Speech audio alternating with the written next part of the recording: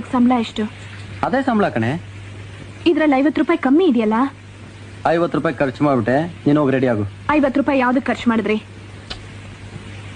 50 ರೂಪಾಯಿ ಯಾವ್ದಕ್ ಖರ್ಚು ಮಾಡಿದ್ರಿ ಅಂತ ಕೇಳ್ದೆ. ಹೇಳಲೇಬೇಕಾ? ಅದಕ್ಕೆ 2 ಸತಿ ಕೇಳಿದ್ದು. ಇಲ್ಲಿ ನೋಡ್ ಜಾನು, ಒಳ್ಳೆ ಮೂಡ್ನಲ್ಲಿ ಬಂದಿದ್ದೀನಿ. ಅದು ಇದು ಕೇಳಿ ನನ್ನ ಮೂಡ್ ಹಾಳು ಮಾಡ್ಬೇಡ. ಬೇಗ ಹೋಗಿ ರೆಡಿ ಆಗು. ಓ, ನಿಮ್ಮನ್ನೇನು ಕೇಳಬಾರ್ದು, ಕೇಳಿದ್ರೆ ನಿಮ್ಗೆ ಮೂಡ್ ಔಟ್ ಆಗೋಗುತ್ತೆ ಅಲ್ಲ? ಕೇಳೋದನ್ನ ಸರಿಯಾಗಿ ಕೇಳಬೇಕು.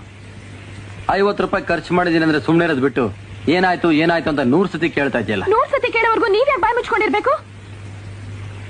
ಸಂಬಳನ್ ಹಾಗೆ ತಂದ್ಕೊಟ್ಟು ಖರ್ಚಿಗೆ ಬೇಕು ಅಂತ ಕೇಳಿ ತಗೊಳ್ಳೋದು ತಾನೆ. ನಾನು ಗಂಡ್ಸು, ಸಂಪಾದನೆ ಮಾಡೋನು ನಾನು, ಖರ್ಚು ಮಾಡೋ ಅಧಿಕಾರನೂ ನನಗಿದೆ. ಇದನ್ನೆಲ್ಲ ನಿನ್ನ ಹತ್ರ ಹೇಳೋ ಅವಶ್ಯಕತೆ ನನಗಿಲ್ಲ. ಅವಶ್ಯಕತೆ ಇಲ್ವಾ? ಇದನ್ನೆಲ್ಲ ತಗೊಳ್ಳಿ, ಎಲ್ಲ ಖರ್ಚು ಮಾಡ್ಕೊಂಡ್ ಬನ್ನಿ.